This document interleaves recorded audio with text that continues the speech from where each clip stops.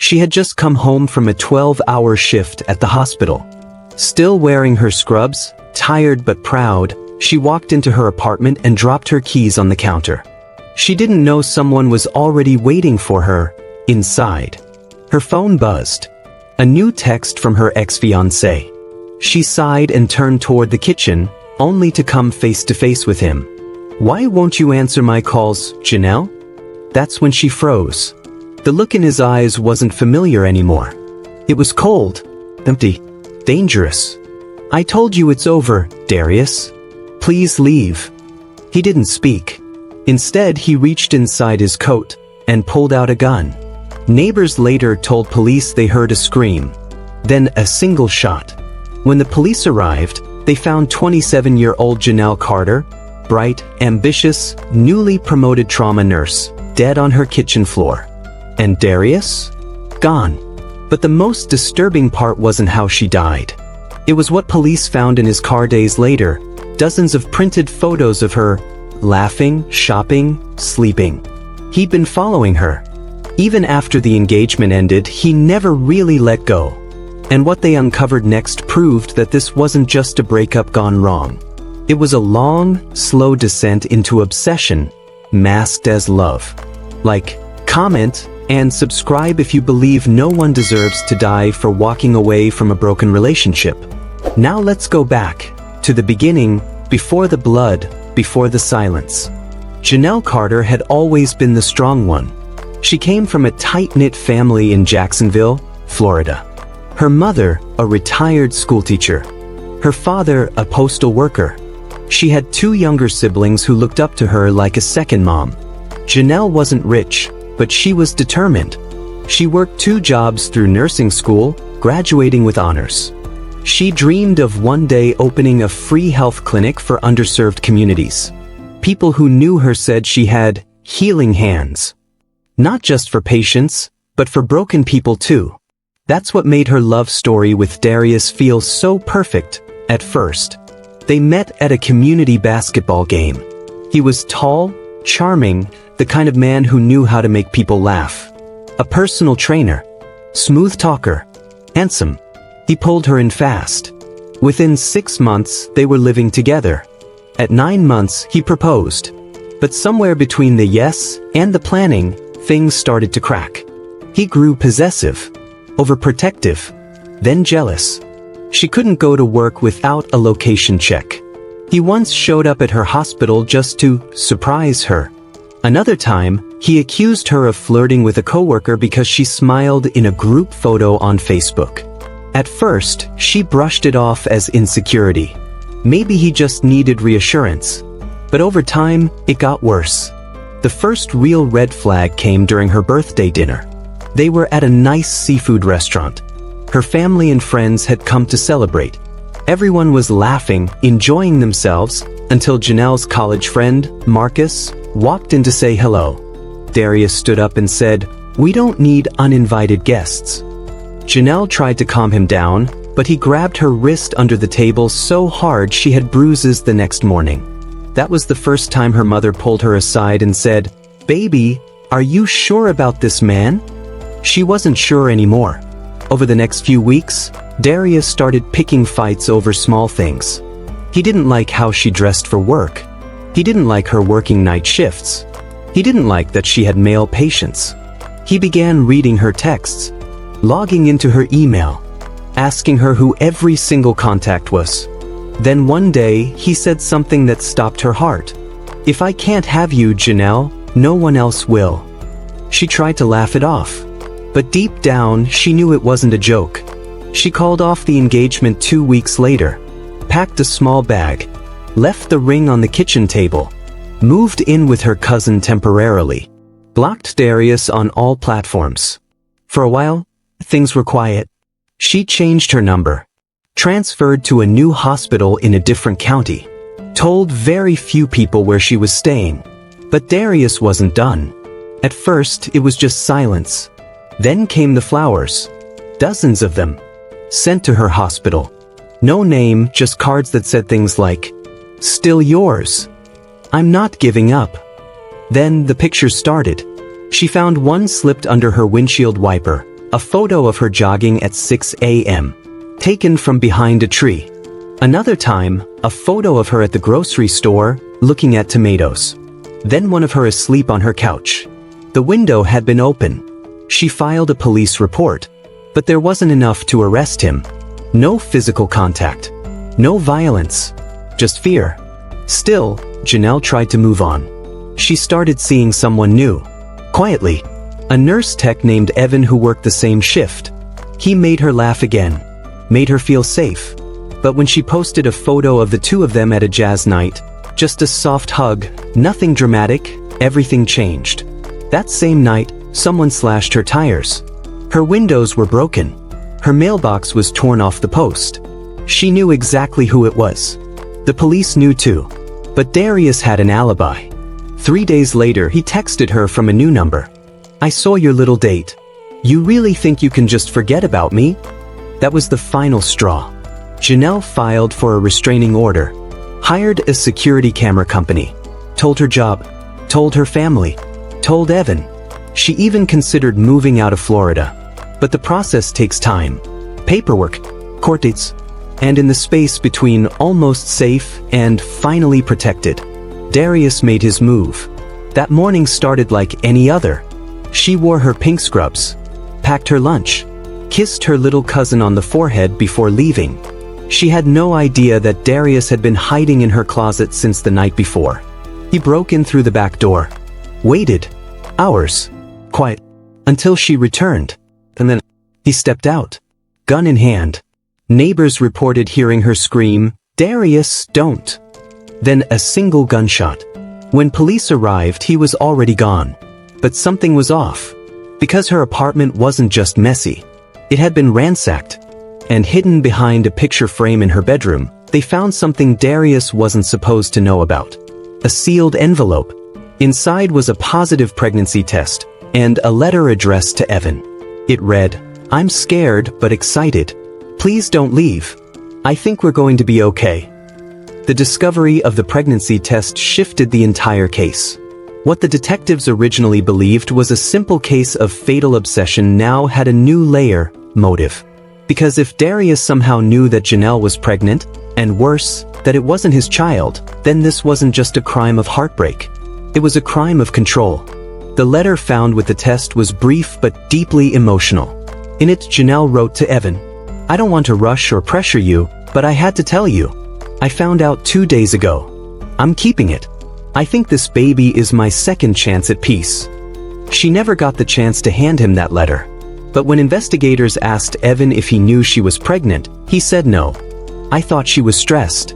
Maybe tired from work," he told them. She never said anything. She wanted to be sure first. Evan also hadn't seen Darius in weeks. But that didn't mean Darius hadn't seen him. In fact, a neighbor's doorbell camera caught a man matching Darius' build and clothing standing across the street from Evan's apartment just 2 nights before the murder, at 3:12 a.m. He stood still for 20 minutes, watching, then walked away. When detectives searched Darius' car, which was abandoned outside a 24-hour gym on the city's west side, they found something disturbing. In the back seat was a duffel bag. Inside were the loaded 9mm pistol, the hoodie and gloves, a prepaid flip phone with one contact saved, her, a spiral notebook with names and addresses of people close to Janelle, and dozens of printed pictures. The pictures were what broke the officers. Some were innocent, photos of Janelle at church, at the hospital, or walking to work. But others were clearly taken from a high distance, through windows, over fences, some of her sleeping, some of her changing. It was clear now. This man had been watching her for months. Still, Darius was missing. The news began to circulate. Janelle's death made local headlines. A promising young nurse killed inside her own home by an ex she had tried everything to escape.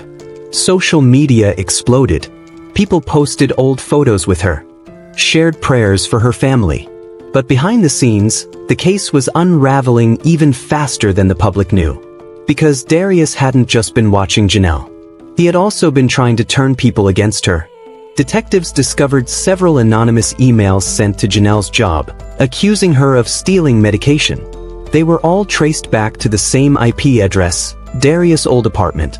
He had been trying to get her fired, and based on new interviews, he had even told one of his clients at the gym, "She's ruining my life.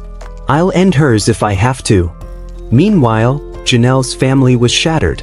Her younger sister, Kayla, told reporters. She always tried to help everyone, even Darius. She didn't want to leave him broken. But in the end, he was the one who broke her. Her mother, Gloria, couldn't speak without crying. I begged her to stay with us. She said she didn't want to live in fear. At the candlelight vigil, Evan stood in silence, holding the letter she never got to give him. He hasn't spoken publicly since. The manhunt for Darius stretched over multiple states. Tips came in from Georgia, then South Carolina. But every time police got close, he slipped away. Until a call came in from a motel just outside Savannah. A clerk reported a man had paid cash for a room, refused housekeeping, and never showed ID.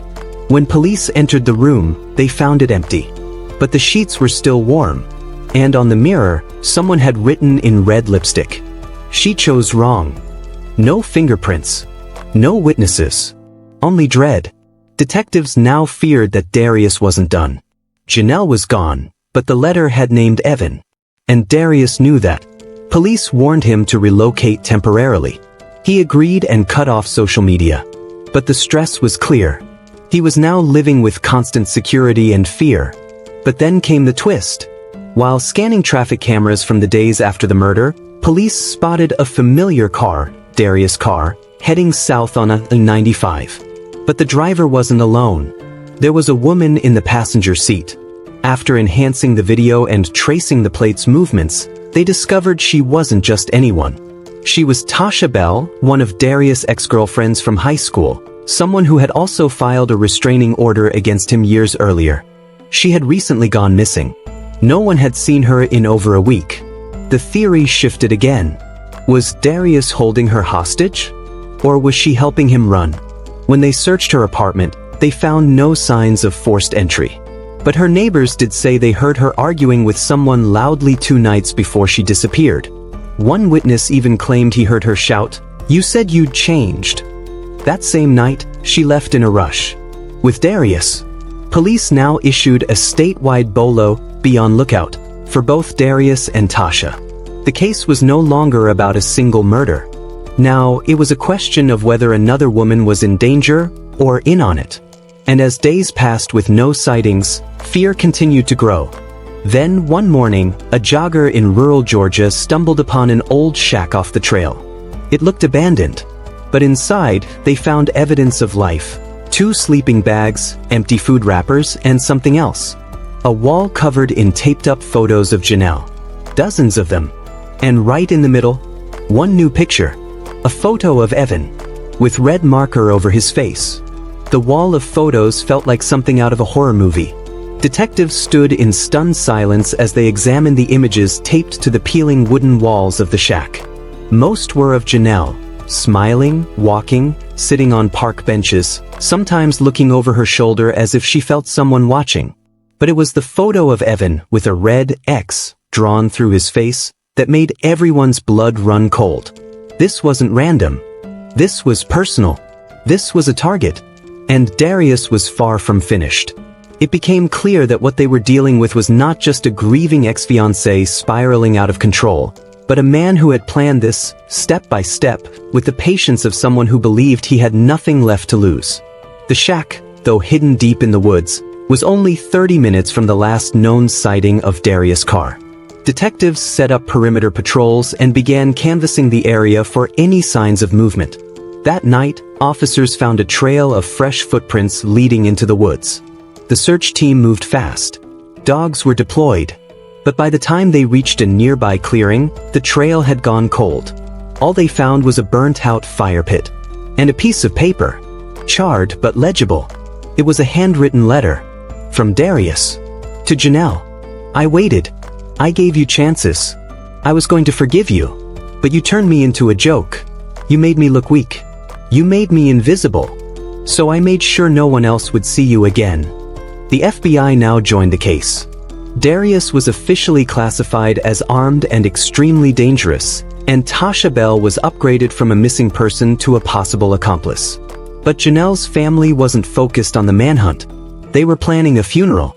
The hospital where she worked closed down the trauma wing for a full day in her honor. Staff wore pink ribbons, her favorite color. Friends shared stories of her comforting patients through surgeries, holding their hands through fear, and even once paying for a patient's medication out of her own pocket. She gave everything she had to the people around her, one nurse said at the service. Even the people who didn't deserve it.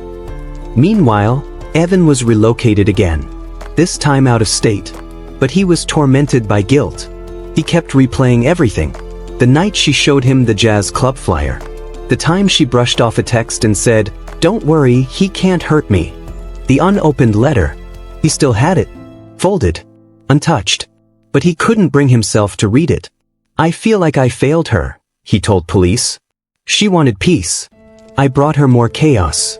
Then, in a twist no one expected, a woman walked into the police station in Charleston, South Carolina. She was thin, barefoot, and trembling. It was Tasha. And she wasn't running with Darius. She was running from him. According to Tasha, Darius had tracked her down weeks earlier. He told her he was clean now, that he wanted a second chance, that he needed someone who understood him. At first, she said no. But after days of texts, calls, and unannounced visits, she agreed to meet with him. One coffee, she said. One conversation. He didn't take her to a cafe. He took her to the shack and locked the door behind them. She was stuck there for nearly 5 days. He wouldn't let her leave. He kept calling her Janelle over and over again. Tasha said he would pace the room at night, talking to himself, drawing hearts on the walls, scratching out faces on photos, whispering phrases like, "They think I'm done. They're wrong." He slept with the gun beside him, barely blinked. She finally escaped when he went out to get supplies. He left her tied, but not tightly enough. She broke free, ran barefoot through the woods, and found a farmhouse where an elderly couple called 911. Now the urgency exploded. If Darius had snapped to the point of replacing Janelle with Tasha, then what would he do next? More photos were recovered from the shack. And they weren't just of Janelle and Evan. There were pictures of Janelle's sister Kayla, her mother, even her youngest cousin at school. All circled. The message was clear. Darius didn't just want Janelle gone. He wanted to erase her memory, her impact, her love. A week later, a clerk at a hardware store in Savannah flagged a man who paid in cash for duct tape, rope, and gloves. He had no ID and wore a hoodie pulled low. When shown a photo of Darius, the clerk confirmed it was him. Security footage proved it. Police were just hours behind. They stormed every motel in the area, checked buses, patrolled rest stops. Still, no Darius. Until Evan got a call. A known number. Blocked ID. A voice said, "She's not the only one who gets to disappear." Then it hung up. Police traced the call to a burner phone. The ping came from less than 15 miles away. They raced to Evan's temporary residence, an apartment under police protection. The front door had been kicked in. Evan was gone. And on the wall of the empty living room, spray painted in black. "Now we're even." The silence inside Evan's apartment was crushing. No blood. No struggle. No sign of forced resistance. Just an open door, a broken lamp on the floor, and a single chair pulled into the middle of the room, facing the wall where those chilling words were painted. "Now we're even." Whatever had happened, it was fast. Too fast. And now, Janelle's final connection to hope, her new beginning, her potential family, was missing. Police sprang into action. Roadblocks were placed on every major highway leading out of Savannah. Evan's face was broadcast across state lines. But they knew this wasn't just about Evan anymore. This was a man on a mission to destroy anyone who ever made Janelle feel safe, loved, or supported. And Darius was still one step ahead. Investigators pulled traffic footage again. And there it was. A black SUV driving out of the complex at 3:41 a.m. Evan's body wasn't in the car, but something, or someone, was slumped in the passenger seat. They enhanced the footage as best they could. The driver was wearing a ski mask. Still, they were almost certain, Darius. But how did he find Evan's safe house? Only 3 people knew where Evan was staying. One was the lead detective, one was Evan himself, and the third was Tasha. Detectives brought Tasha back in for questioning. At first, she denied everything, swore she hadn't contacted Darius since she escaped. But when pressed, her voice cracked. She admitted he had reached out once more. "He called me," she whispered, said he was done chasing shadows, said it would all be over soon, that Janelle wasn't real anymore. She had panicked, hung up, told no one. "I thought he meant himself," she said. "I didn't think he meant Evan." But now it was clear, Darius hadn't let go. Not of Janelle, not of Tasha, and not of his obsession with control. Evan's phone last pinged from an abandoned industrial area 2 hours outside of Savannah. Police rushed in. Dogs, drones, full tactical units. The area was massive. Old factories, rusted shipping containers, and crumbling cement blocks littered the space like a graveyard. And then they found it. In the back of a container, hidden behind stacked crates. Evan, alive, tied to a chair, gagged, shivering from cold and fear. He had bruises on his face, rope burns on his wrists. But he was breathing. When they freed him, the first thing he said was, "Did he kill her?" The officers didn't understand. "Kill who?" they asked. Evan looked up, his eyes wide. "Tasha," he said. "He told me he was going back for her." At that same moment, Darius was already gone. But he had left behind one last message. In the container, scribbled on the wall in chalk, were 4 words. "This isn't the end." Police placed Tasha under immediate protective custody, along with Janelle's family. Everyone close to her was now under threat. And that's when another call came in. A woman had walked into a church in Jacksonville, crying and covered in dirt. It was Darius' mother. She had just received a letter in the mail. No return address. No explanation. Inside were the photo of Darius as a child, a folded ring box, Janelle's engagement ring, a drawing of a stick figure family with the name Janelle crossed out, and one sentence written on the back of the photo. "Tell them she said yes." Detectives feared what this meant. Was he planning to kill himself? Or was he planning to stage a twisted reunion with Janelle on his own terms? They couldn't be sure. But something was building. And that's it came. 1 week later, Darius posted a video online. A private link, sent to local reporters, detectives, and even Janelle's hospital email account. It was titled, "Her Goodbye." The video opened with grainy footage. Darius, sitting in a dimly lit room, smiling into the camera. He was wearing the same hoodie he wore the night of Janelle's murder. "I told you all, she was mine," he whispered. Then he held up a photo of Janelle. Then one of Evan. And finally, one of Tasha. "You thought you could take her from me," he said. "You thought walking away would keep her safe." He smiled wider. "I've been patient. But now I'm ready." He leaned closer to the camera. 3 days. Then it's over. And the screen went black. The countdown had begun. A city on edge. A family terrified. Law enforcement racing against time. But Darius had already vanished before, twice. And now, he had nothing left to lose. Except for one final act. One last twist. The kind no one saw coming. 3 days. That's what Darius promised in the video. And for 3 days, the entire city of Jacksonville was on edge. Schools added security.